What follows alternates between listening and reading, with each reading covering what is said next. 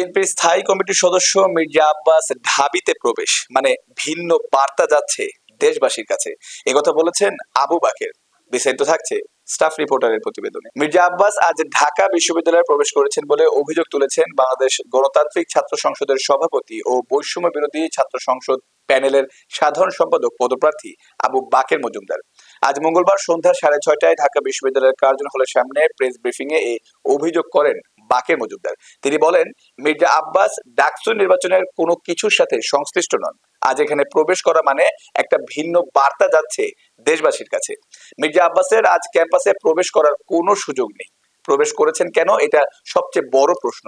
ঢাকা বিশ্ববিদ্যালয়ের প্রবেশ মুখের আশপাশে বিএনপির অনেক নেতাকর্মীরা জড়ো হয়েছে বলেও দাবি করেন আবু বাকের মজুমদার। এইসব নেতাকর্মীদের মির্জা আব্বাস এনেছেন কিনা সেই প্রশ্ন রাখেন তিনি।